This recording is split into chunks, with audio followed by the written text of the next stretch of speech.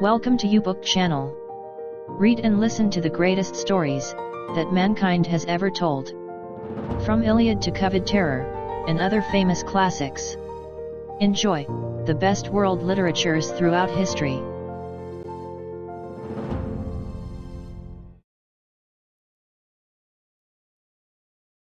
Copyright 2021. By Jerry Ducatis. All rights reserved. The Project Gutenberg ebook of The Count of Monte Cristo. By Alexandre Dumas.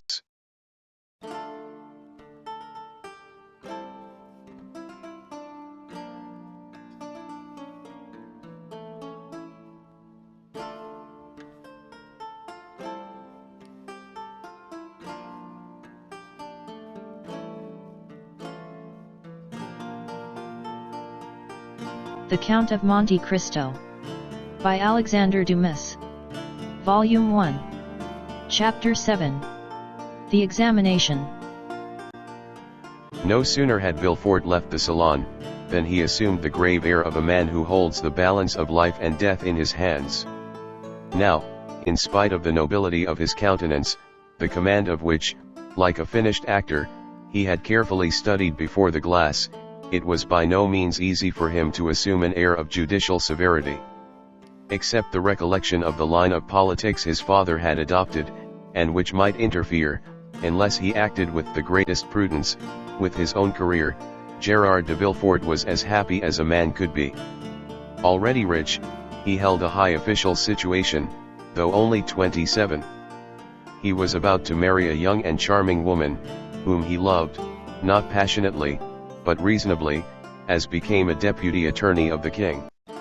And besides her personal attractions, which were very great, Mademoiselle de Saint-Méran's family possessed considerable political influence, which they would, of course, exert in his favor.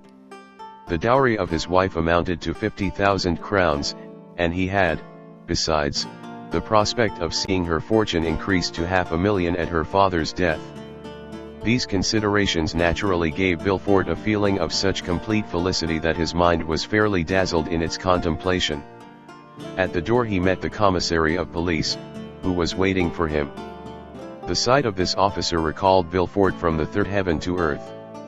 He composed his face, as we have before described, and said, "I have read the letter, sir, and you have acted rightly in arresting this man. Now inform me what you have discovered concerning him and the conspiracy."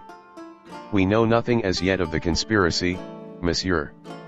All the papers found have been sealed up and placed on your desk. The prisoner himself is named Edmond Dantes, mate on board the three-master the Pharaon, trading in cotton with Alexandria and Smyrna, and belonging to Morel and Son, of Marseilles. Before he entered the merchant service, had he ever served in the marines?" "Oh, no, monsieur, he is very young." "How old?" 19 or 20 at the most." At this moment, and as Villefort had arrived at the corner of the Rue de Concilles, a man, who seemed to have been waiting for him, approached. It was M. Morel. "Ah, M. de Villefort," cried he, "I am delighted to see you. Some of your people have committed the strangest mistake. They have just arrested Edmond Dantes, mate of my vessel." "I know it, monsieur," replied Villefort, "and I am now going to examine him." "Oh," said Morel, carried away by his friendship, "you do not know him, and I do. He is the most estimable, the most trustworthy creature in the world, and I will venture to say, there is not a better seaman in all the merchant service. Oh, M. de Villefort, I beseech your indulgence for him." Villefort, as we have seen, belonged to the aristocratic party at Marseilles, Morel to the plebeian.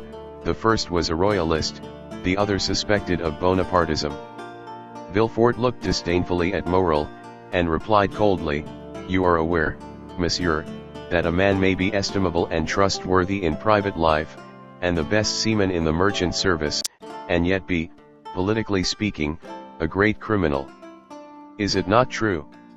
The magistrate laid emphasis on these words, as if he wished to apply them to the owner himself, while his eyes seemed to plunge into the heart of one who, interceding for another, had himself need of indulgence. Morel reddened, for his own conscience was not quite clear on politics. Besides, what Dantes had told him of his interview with the Grand Marshal, and what the Emperor had said to him, embarrassed him.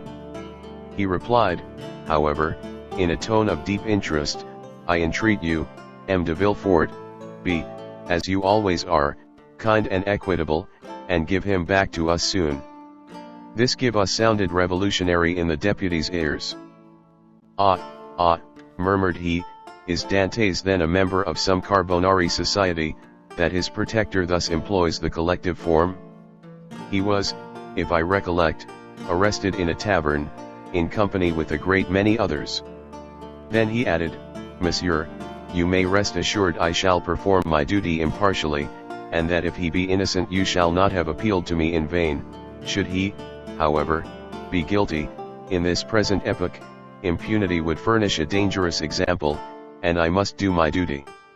As he had now arrived at the door of his own house, which adjoined the Palais de Justice, he entered, after having coldly saluted the ship-owner, who stood, as if petrified, on the spot where Villefort had left him.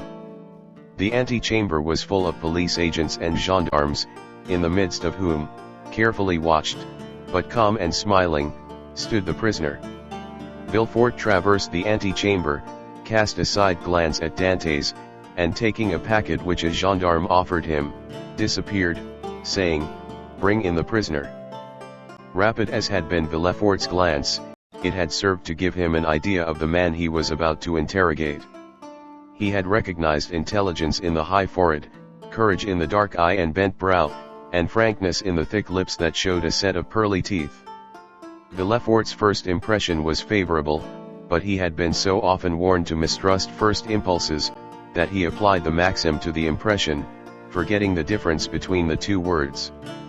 He stifled, therefore, the feelings of compassion that were rising, composed his features, and sat down, grim and somber, at his desk. An instant after Dantes entered. He was pale, but calm and collected, and saluting his judge with easy politeness, looked round for a seat, as if he had been in M. Morel's salon. It was then that he encountered for the first time Villefort's look, that look peculiar to the magistrate, who, while seeming to read the thoughts of others, betrays nothing of his own. "Who and what are you?" demanded Villefort, turning over a pile of papers, containing information relative to the prisoner, that a police agent had given to him on his entry, and that, already, in an hour's time, had swelled to voluminous proportions, thanks to the corrupt espionage of which the accused is always made. The victim. "My name is Edmond Dantes," replied the young man calmly. "I am maid of the Pharaon, belonging to Messrs. Morel and Son." "Your age?" continued Villefort. 19, returned Dantes. "What were you doing at the moment you were arrested?" "I was at the festival of my marriage, monsieur," said the young man, his voice slightly tremulous, so great was the contrast between that happy moment and the painful ceremony he was now undergoing, so great was the contrast between the somber aspect of M. de Villefort and the radiant face of Mercedes.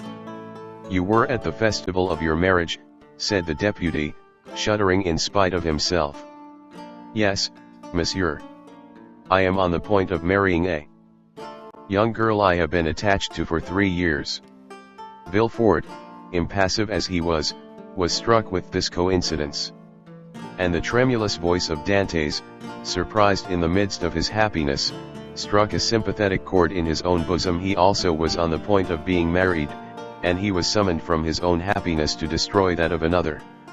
This philosophic reflection, thought he, will make a great sensation at M. de Saint-Méran's, and he arranged mentally, while Dantes awaited further questions, the antithesis by which orators often create a reputation for eloquence.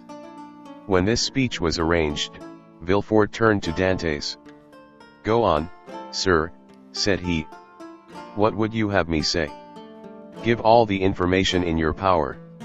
Tell me on which point you desire information, and I will tell all I know, only," added he, with a smile, "I warn you I know very little." "Have you served under the usurper?" I was about to be mustered into the Royal Marines when he fell. It is reported your political opinions are extreme, said Villefort, who had never heard anything of the kind, but was not sorry to make this inquiry, as if it were an accusation. My political opinions, replied Dantes. Alas, sir, I never had any opinions. I am hardly 19, I know nothing, I have no part to play. If I obtain the situation I desire, I shall owe it to M. Morel. Thus all my opinions I will not say public, but private are confined to these three sentiments: I love my father, I respect M. Morel, and I adore Mercedes. This, sir, is all I can tell you, and you see how uninteresting it is. As Dantes spoke, Villefort gazed at his ingenuous and open countenance, and recollected the words of René, who, without knowing who the culprit was, had besought his indulgence for him. With the deputy's knowledge of crime and criminals, every word the young man uttered convinced him more and more of his innocence. This lad, for he was scarcely a man simple, natural, eloquent with that eloquence of the heart never found when sought for, full of affection for everybody, because he was happy, and because happiness renders even the wicked good, extended his affection even to his judge, spite of Villefort's severe look and stern accent. Dantes seemed full of kindness. Pardieu, said Villefort, he is a noble fellow. I hope I shall gain René's favor easily by obeying the first command she ever imposed on me. I shall have at least a pressure of the hand in public, and a sweet kiss in private. Full of this idea, Villefort's face became so joyous, that when he turned to Dantes, the latter, who had watched the change on his physiognomy, was smiling also. Sir, said Villefort, have you any enemies, at least, that you know? I have enemies, replied Dantes. My position is not sufficiently elevated for that. As for my disposition, that is, perhaps, somewhat too hasty, but I have striven to repress it. I have had 10 or 12 sailors under me, and if you question them, they will tell you that they love and respect me, not as a father, for I am too young, but as an elder brother. But you may have excited jealousy. You are about to become captain at 19, an elevated post, you are about to marry a pretty girl, who loves you. And these two pieces of good fortune may have excited the envy of someone. You are right, you know men better than I do, and what you say may possibly be the case, I confess, but if such persons are among my acquaintances I prefer not to know it, because then I should be forced to hate them. You are wrong, you should always strive to see clearly around you. You seem a worthy young man, I will depart from the strict line of my duty to aid you in discovering the author of this accusation. Here is the paper, do you know the writing? As he spoke, Villefort drew the letter from his pocket, and presented it to Dantes. Dantes read it. A cloud passed over his brow as he said, No, monsieur, I do not know the writing, and yet it is tolerably plain. Whoever did it writes well. I am very fortunate, added he, looking gratefully at Villefort, to be examined by such a man as you, for this envious person is a real enemy. And by the rapid glance that the young man's eyes shot forth, Villefort saw how much energy lay hid beneath this mildness. Now, said the deputy, answer me frankly, not as a prisoner to a judge, but as one man to another who takes an interest in him, what truth is there in the accusation contained in this anonymous letter? And Villefort threw disdainfully on his desk the letter Dantes had just given back to him. None at all. I will tell you the real facts. I swear by my honor as a sailor, by my love for Mercedes, by the life of my father. Speak, monsieur, said Villefort. Then, internally, if René could see me, I hope she would be satisfied, and would no longer call me a decapitator. Well, when we quitted Naples, Captain Leclerc was attacked with a brain fever. As we had no doctor on board, and he was so anxious to arrive at Elba, that he would not touch at any other port, his disorder rose to such a height, that at the end of the third day, feeling he was dying, he called me to him. My dear Dantes, said he, swear to perform what I am going to tell you, for it is a matter of the deepest importance. I swear, Captain, replied I. Well, as after my death the command devolves on you as maid, assume the command, and bear up for the island of Elba, disembark at Porto Ferrajo, ask for the Grand Marshal, give him this letter, perhaps they will give you another letter, and charge you with a commission. You will accomplish what I was to have done, and derive all the honor and profit from it. I will do it, Captain, but perhaps I shall not be admitted to the Grand Marshal's presence as easily as you expect. Here is a ring that will obtain audience of him, and remove every difficulty, said the captain. At these words he gave me a ring. It was time 2 hours after he was delirious, the next day he died. And what did you do then? What I ought to have done, and what everyone would have done in my place. Everywhere the last requests of a dying man are sacred, but with a sailor the last requests of his superior are commands. I sailed for the island of Elba, where I arrived the next day. I ordered everybody to remain on board, and went on shore alone. As I had expected, I found some difficulty in obtaining access to the Grand Marshal, but I sent the ring I had received from the captain to him, and was instantly admitted. He questioned me concerning Captain Leclerc's death, and, as the latter had told me, gave me a letter to carry on to a person in Paris. I undertook it because it was what my captain had bade me do. I landed here, regulated the affairs of the vessel, and hastened to visit my affianced bride, whom I found more lovely than ever. Thanks to M.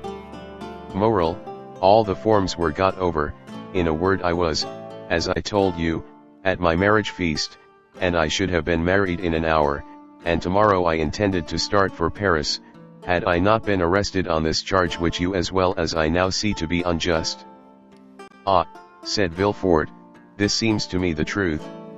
If you have been culpable, it was imprudence, and this imprudence was in obedience to the orders of your captain.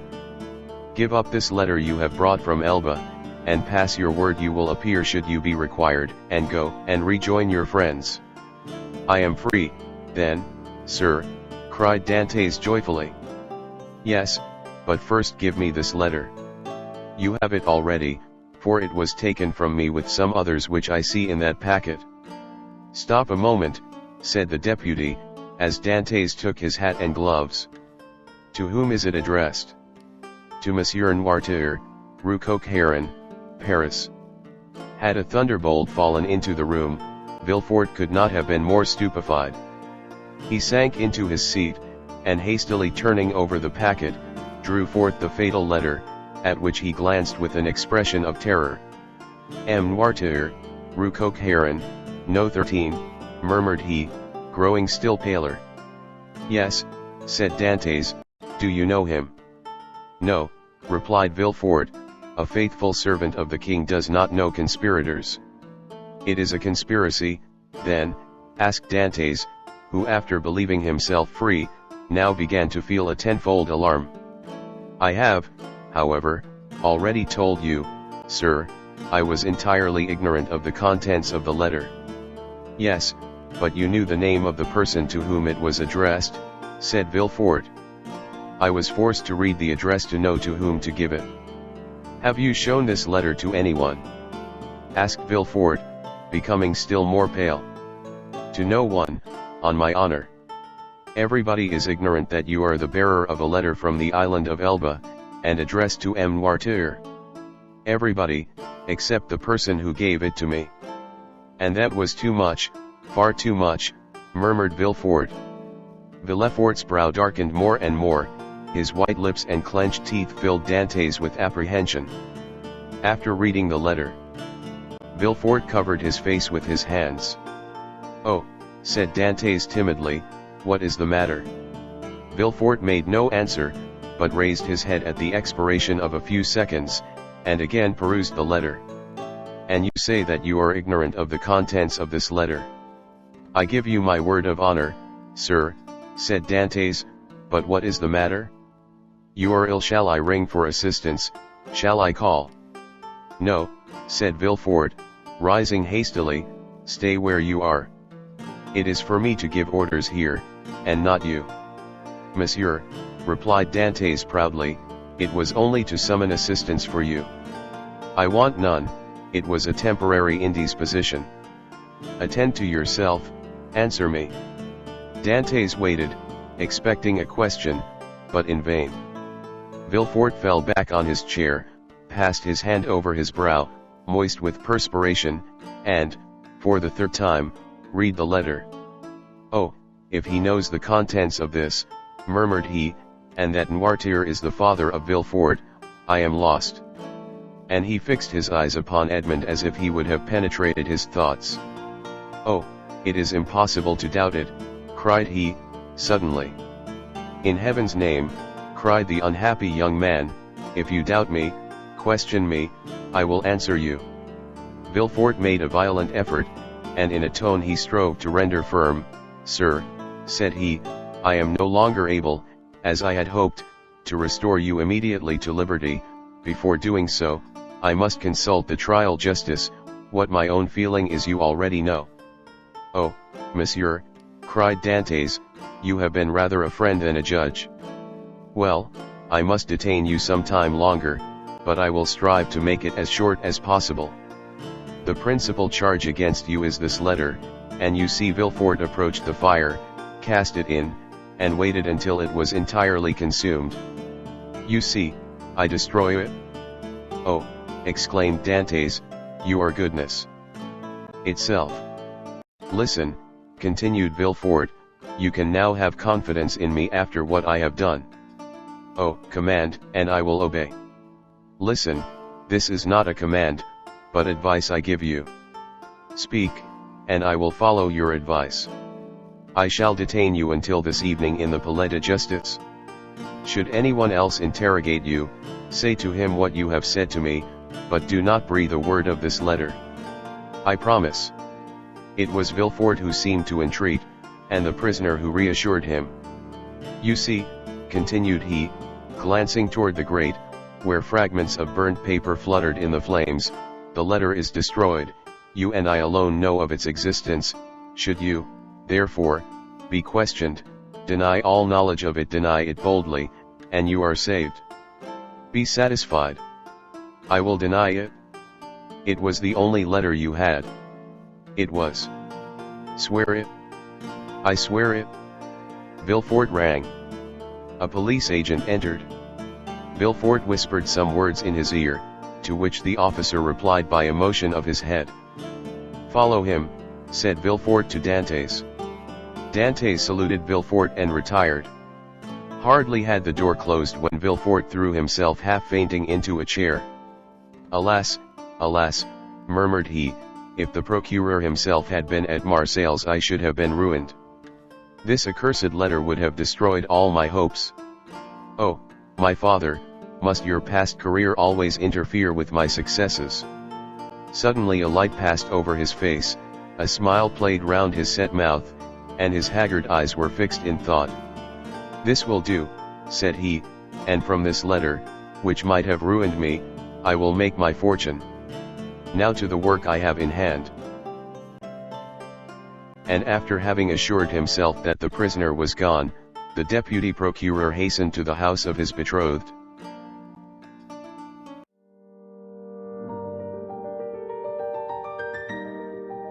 Thank you for watching. Write in the comments section for your request as to what book, usually from Project Gutenberg, you want us to feature in YouBook channel. Click like to boost the rating of YouBook channel, make a comment for us for the improvement of our services, and share this video to your friends, with the copyright intact. Please click subscribe, and hit the bell button to be notified of new uploads from YouBook channel.